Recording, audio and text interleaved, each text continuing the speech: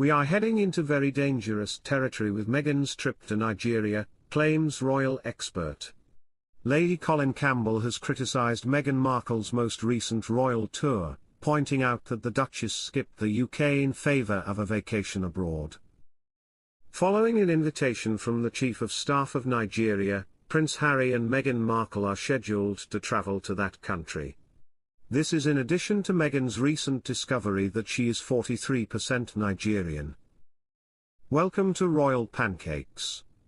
If you are new here, please don't forget to subscribe and click the notifications bell, so you don't miss any news about the British monarchy. Meghan has decided not to travel with the Duke to the UK, where he will be celebrating the 10th anniversary of the Invictus Games in London this week, despite the planned trip to Nigeria. Speaking to GBN America, Lady C asserted that the couple's journey to Nigeria is putting them in hazardous area. Lady C expressed her happiness that the Duchess had the wisdom to not turn up in response to her choice to skip the Invictus Games service, telling presenter Nana Akua, "It would have turned into a dog and pony show, where it's all about her and Harry," she continued, "if Meghan had accompanied Harry.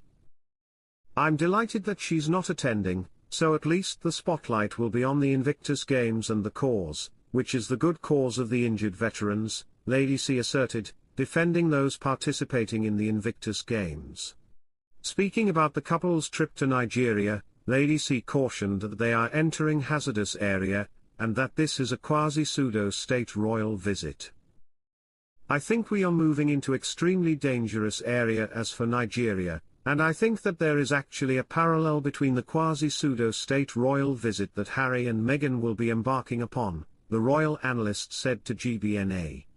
Lady C emphasized, "It is noteworthy that the announcement has been made that the person is His Royal Highness the Duke of Sussex, even though he is not authorized to use the term His Royal Highness.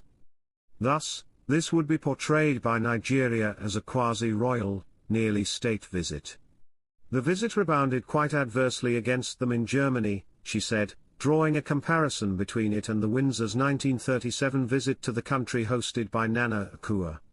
"We can only hope that Meghan and Harry's trip to Nigeria doesn't end up as absurd as the Duke and Duchess of Windsor's 1937 trip to Germany," she continued.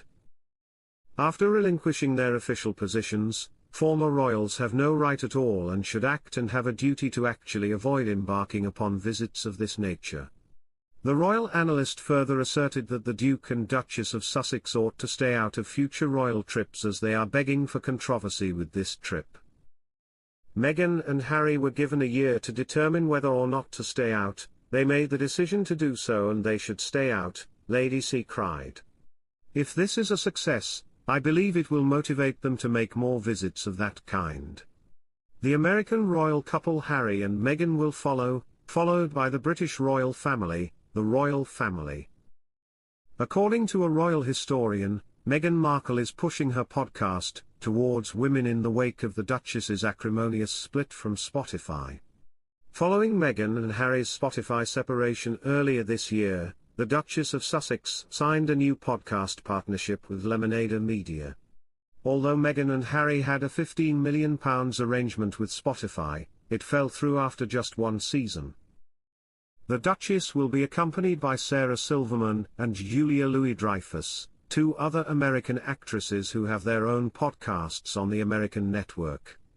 While the guests for Meghan's upcoming series are unknown, she has previously hosted celebs like Mariah Carey, Mindy Kaling, and Pamela Adlon.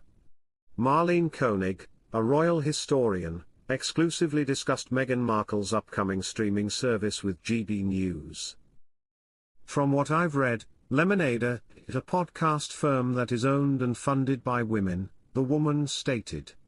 "It's not Spotify, but it will allow her to relaunch her actual podcasts on all these other platforms, I'm guessing Apple, Amazon, and so on, in contrast to Spotify.